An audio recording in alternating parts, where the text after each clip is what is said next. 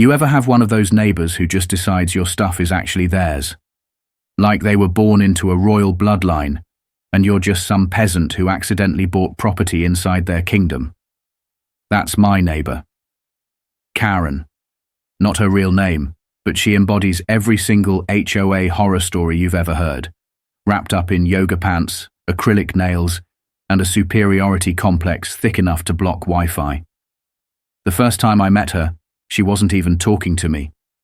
She was yelling at some poor delivery guy because he parked too close to her mailbox.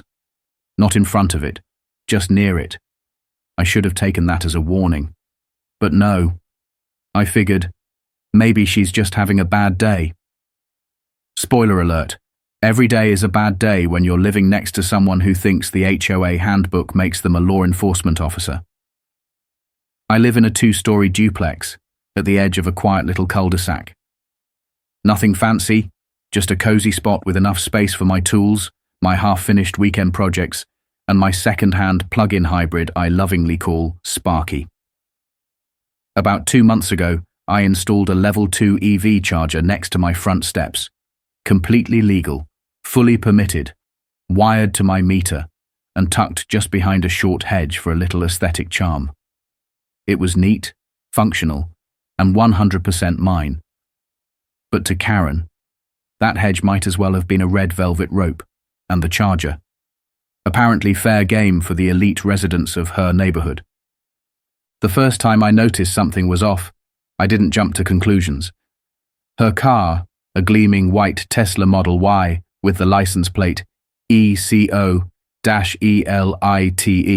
because of course it was, started showing up parked just a little too close to my property line.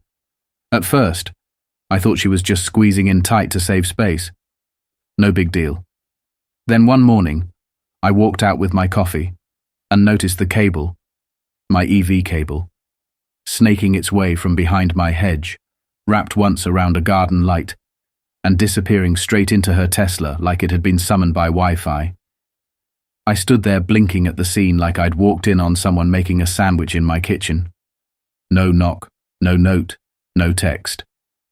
Just the assumption that my power outlet was some kind of public utility. I waited for her to come back, and when she did, I asked as politely as I could, "Hey, did you mean to plug into my charger? It's not public." She looked at me like I'd just asked her to explain quantum physics. "Oh, sweetie," she said, fluttering her fingers like she was swatting away an inconvenient fly. "We're neighbors. Sharing is part of the HOA spirit, isn't it?" I laughed.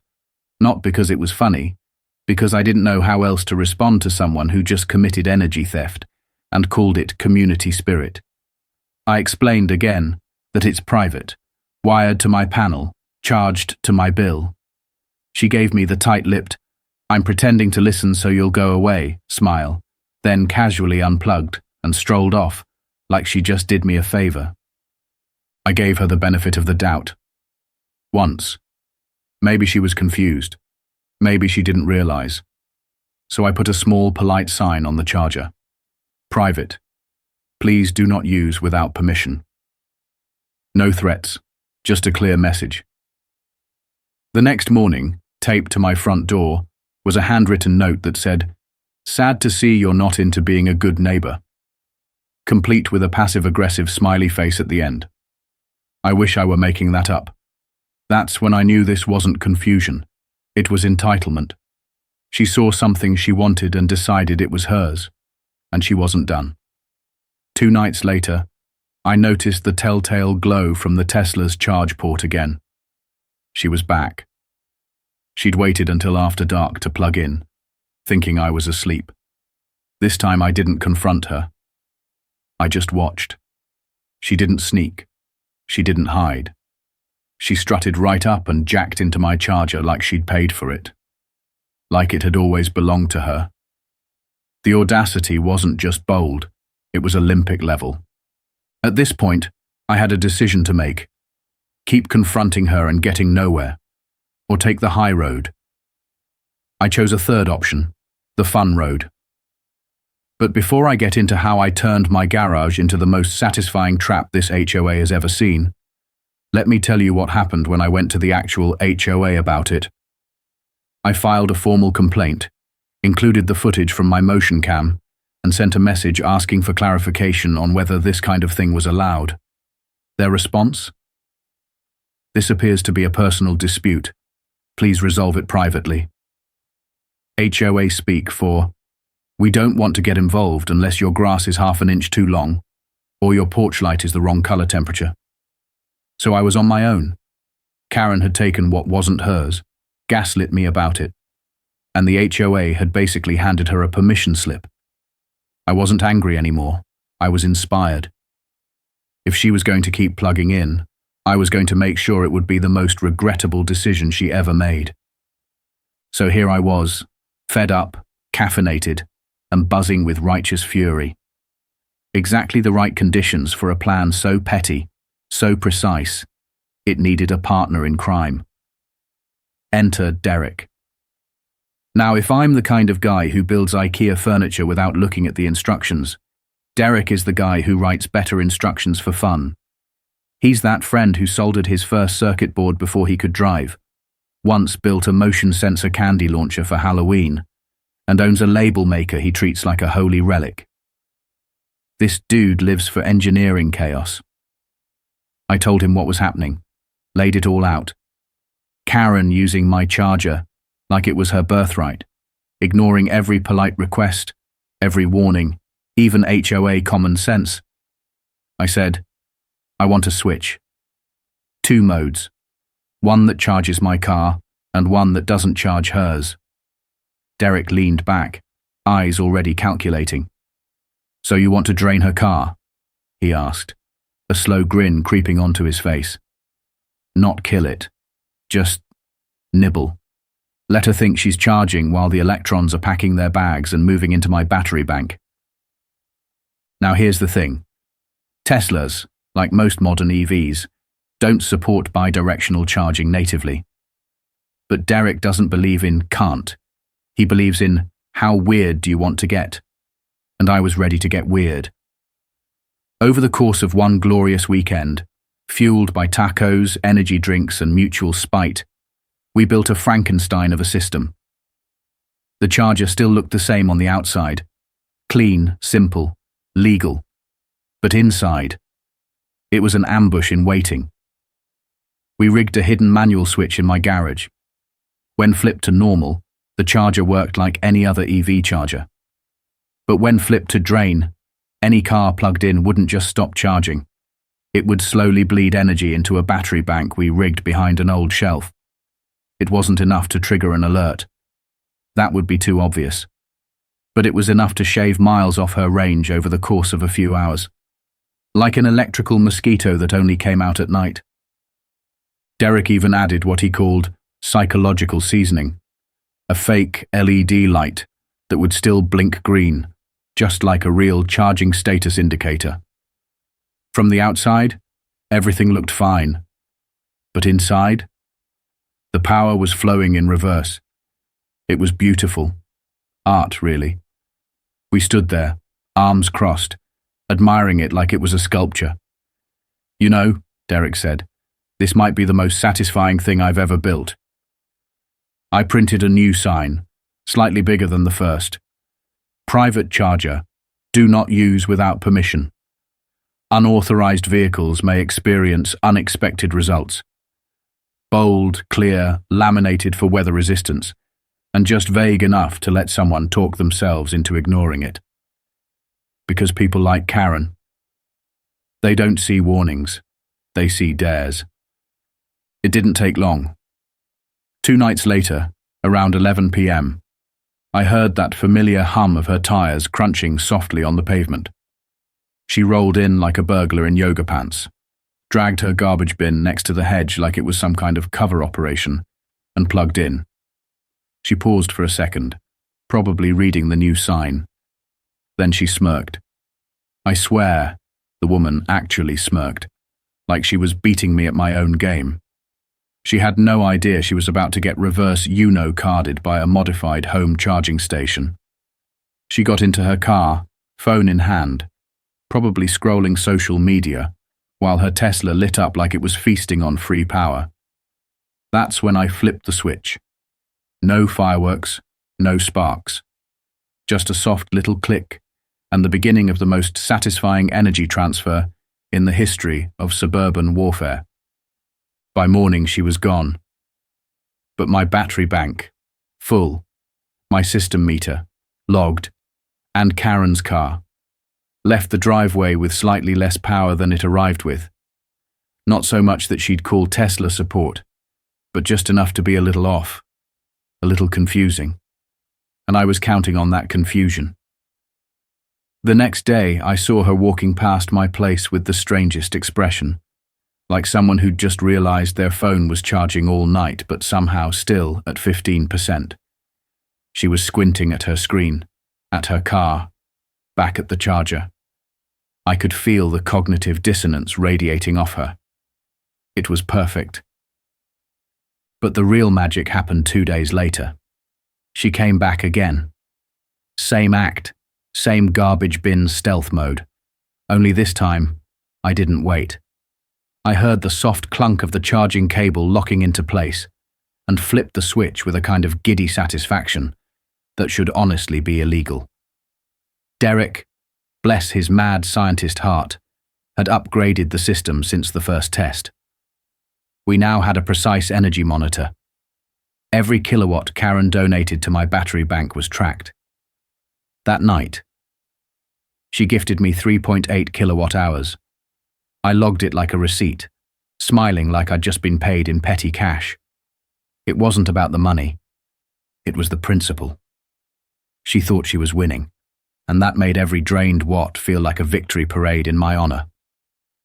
The next morning, she showed up on my porch, face scrunched up like someone trying to figure out why their favorite gluten-free bread suddenly tastes like cardboard.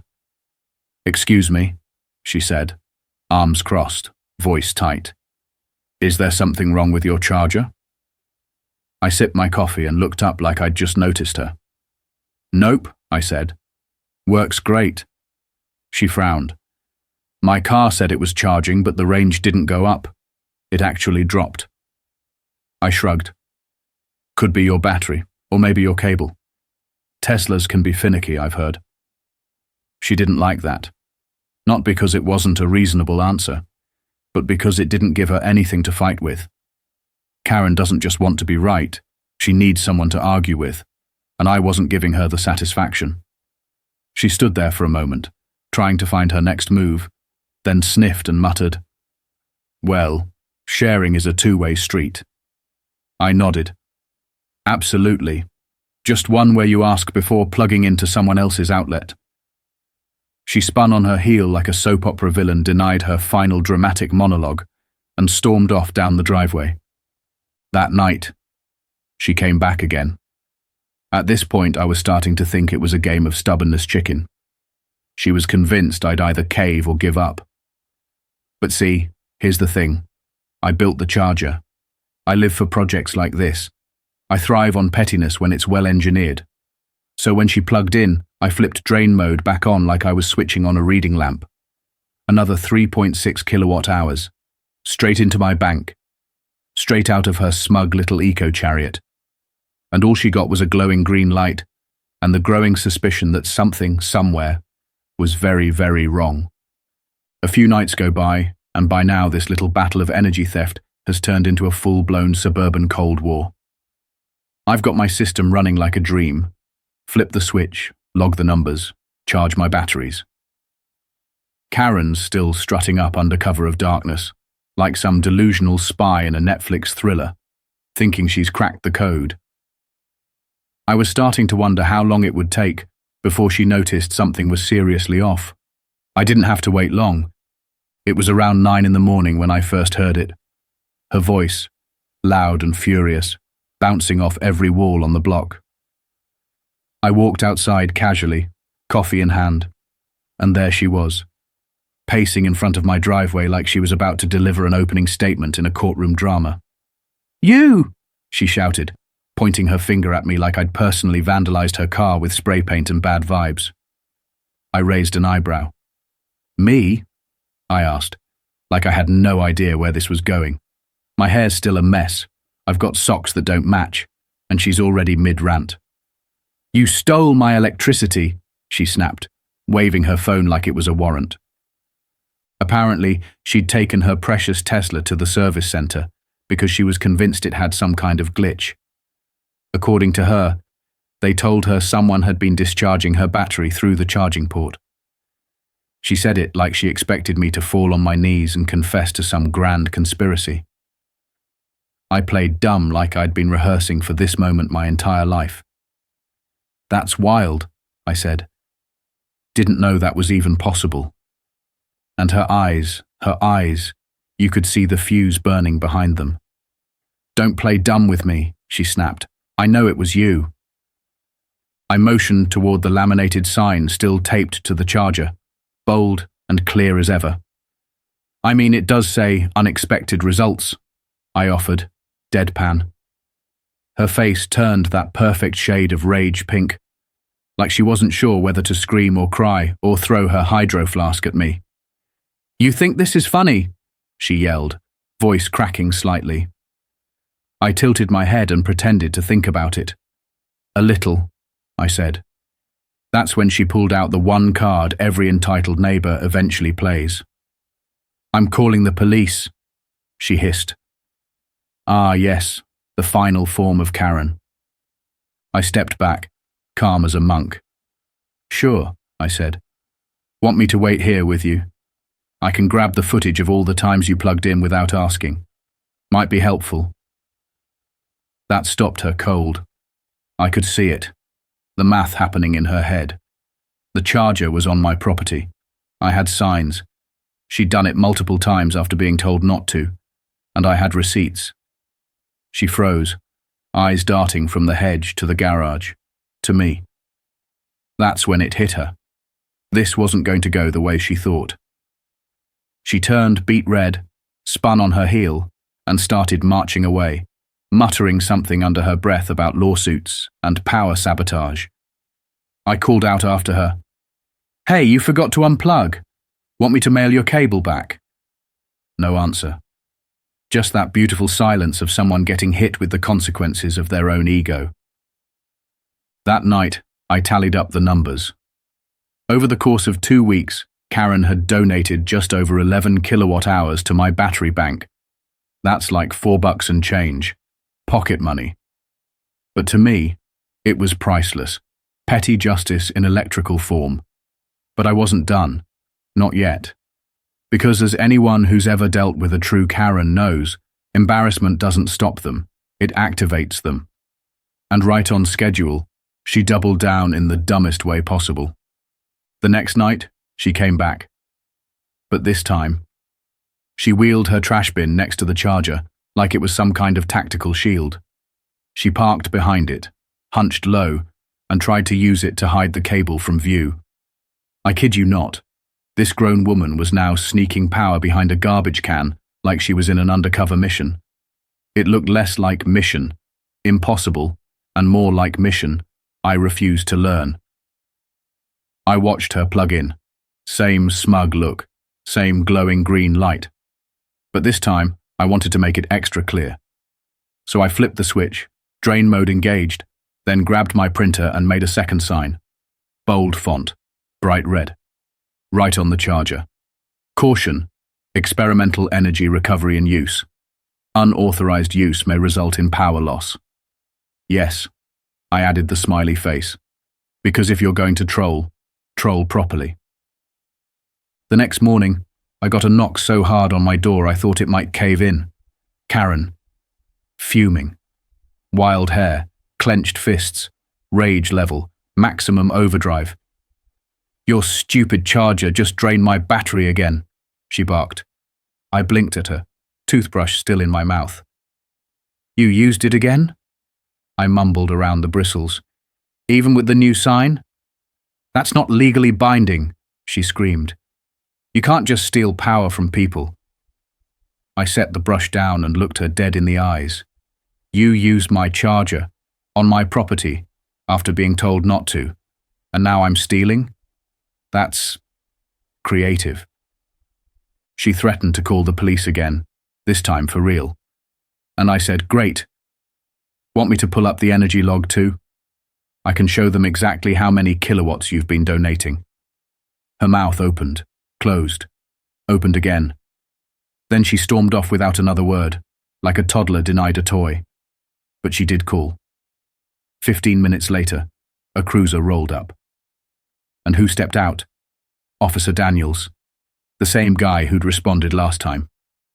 He saw me, gave a small nod, then turned to Karen, who was pacing in front of her house, waving her phone and screaming about reverse energy hacking, like I was an electric supervillain.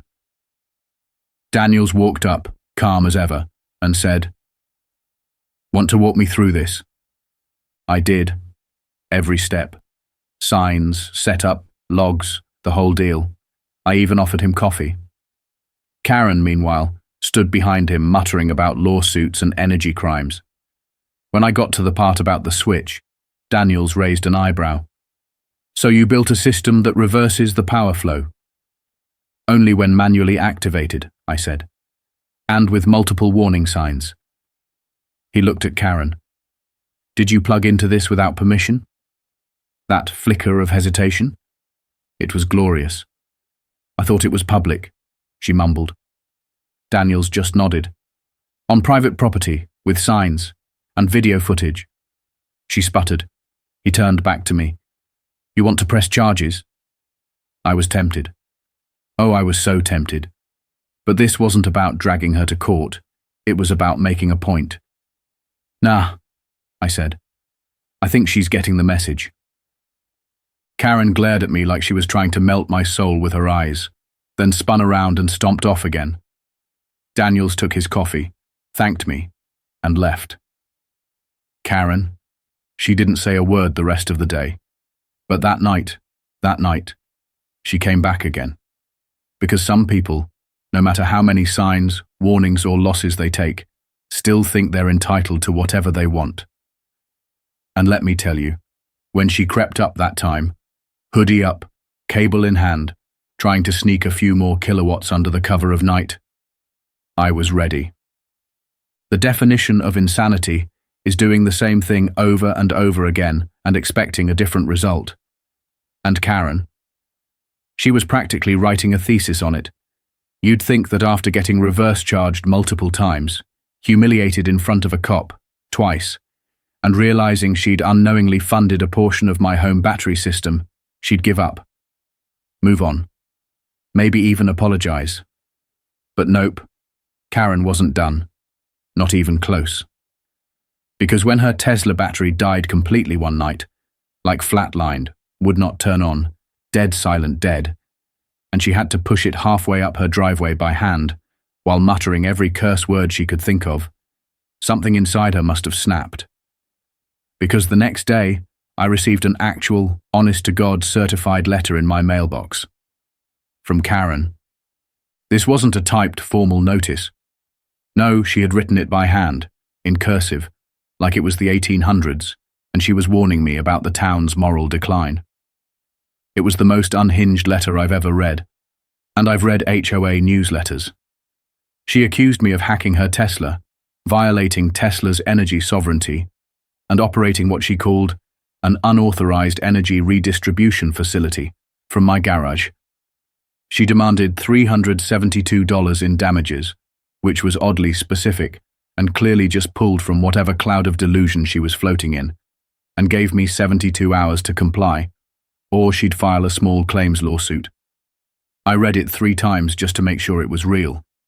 I laughed so hard I dropped my sandwich. But hey, just in case she actually went through with it, I forwarded the letter to my friend Sarah. She's a real estate attorney and lives for petty HOA drama. Her response? "Please let her sue you. I need the entertainment." I considered ignoring it. I really did. But then I thought, no, let's lean in. So I wrote a response. Typed, double-spaced, signed in blue ink, just to give it that extra dose of formality. It read, "Dear Karen, thank you for your recent correspondence. While I appreciate your creativity, I must politely decline your request for payment. As noted on multiple clearly posted warning signs, Your repeated use of my private EV charger was unauthorized. The system you accessed was clearly marked as private and experimental, and your continued engagement constitutes implied consent. Furthermore, I have video evidence of each incident, logs of energy transfers, and direct police involvement that verify my claims. Should you wish to pursue legal action, I will be happy to provide a complete dossier of documentation, technical data, and witness statements. Sincerely, the guy who owns the charger you keep stealing from. I sent it in the same envelope she used. 2 days later, she tried again. But this time, I was ready with a final upgrade. Because while Karen had been busy drafting angry letters and probably scribbling "power thief" in her dream journal, Derek had been cooking. He dropped by one evening with a grin and a little black box in hand. "Let's make this theatrical," he said. We wired it up in under an hour. Now, when the drain mode activated, it wasn't just a silent heist of electrons. Now, the charger lit up like a sci-fi prop. Red LEDs pulsing, a low descending "bwah" sound echoing like a dying video game battery, and a digital meter that read, in real time, "Energy transfer in progress." Derek called it visual feedback for the technologically clueless. I called it art. That night, as if on cue, Karen rolled in like she hadn't just spent the last few weeks getting absolutely humbled. She backed in behind her trusty garbage bin shield, plugged in, and sat there like she'd just beaten the system. Then the charger lit up, red glow, descending tone, and that glorious meter ticking away the energy drain in real time. Her face changed instantly, from smug to startled to full-on, "What in the dystopian hell is happening?" She stared at the charger, then at her car, then back at the charger like she was witnessing a haunting. Then came the scream, "This is illegal!" She stormed back to her house, phone pressed to her ear, yelling into it like she was reporting an international crime. 10 minutes later, 2 more police officers pulled up. Not Daniels this time, new faces. Karen was waiting, pacing, shouting about reverse energy siphoning and sabotage. The officers came up to me, calm but clearly already regretting being assigned to this call. I explained the setup, again, invited them into the garage, showed them the signs, the system, the logs. They were baffled. One of them actually laughed. "This is the weirdest energy dispute I've ever heard," he said. Karen, standing on the sidewalk, screamed, "He's draining my car to power his weird batteries." The officer turned to her and asked, "Ma'am, did you plug into this device after he told you not to?" "Well, yes, but..." "After he put up signs?" "Yes, but I didn't think..." "It's his property." She went silent. Not the quiet kind of silent. The kind where your soul briefly leaves your body and questions every life choice that led you here. They gave her a warning and told her, very clearly, to stop using the charger. One of them even asked if she needed a ride back to her house, which was maybe 60 feet away. She declined. Walked back alone. No drama, no stomping. Just the slow, awkward march of someone whose dignity had been drained faster than her Tesla. I thought that might be it. I really did. But Karen always has one more move. The next day she went full HOA, filed an official complaint with the board. The letter said I was disrupting communal harmony, operating an unlicensed power transfer station, and creating a hostile environment for electric vehicle owners. Normally I'd throw that kind of thing in the trash. But this was a gift, because her complaint triggered a mandatory review meeting. She would have to present her case in person, with me there. You better believe I RSPED immediately. I showed up in a button-down, packet in hand. Inside, printed screenshots, diagrams of the charger setup, energy logs, and a spreadsheet titled "Unauthorized Charging Sessions by One Entitled Neighbor." Karen came in hot, carrying the HOA handbook like a sacred text and a highlighter that looked like it had been used in battle. She ranted about sustainability and claimed I was waging a personal war on the environment. Then it was my turn. I calmly passed out my packet, clicked through a short slideshow. Yes, I made a slideshow, and presented everything from start to finish. Dates, times, footage, energy logs, police visits, and then the clip. That beautiful clip from the security audio, where she screamed, "You're sucking my Tesla dry." The room went silent. Then someone snorted. I turned. It was Bob. Good old Bob. The guy 2 doors down who waters his lawn during thunderstorms just for entertainment. Turns out, he's on the HOA board. Tried to cover it up with a cough, but the damage was done. The board wrapped up the meeting, thanked us both for our engagement, and said they'd deliberate privately. 3 days later, I got the results. Complaint dismissed, no action required, and the cherry on top, a side note at the end of the letter. Thank you for your detailed presentation. Please consider relocating the charger slightly further from the sidewalk for clarity. That's right. They dismissed her complaint and thanked me for my PowerPoint. Karen hasn't tried to use my charger since. In fact, she avoids looking in my direction altogether now. Her Tesla charges through a sad little extension cord run out her window like a limp tale of defeat.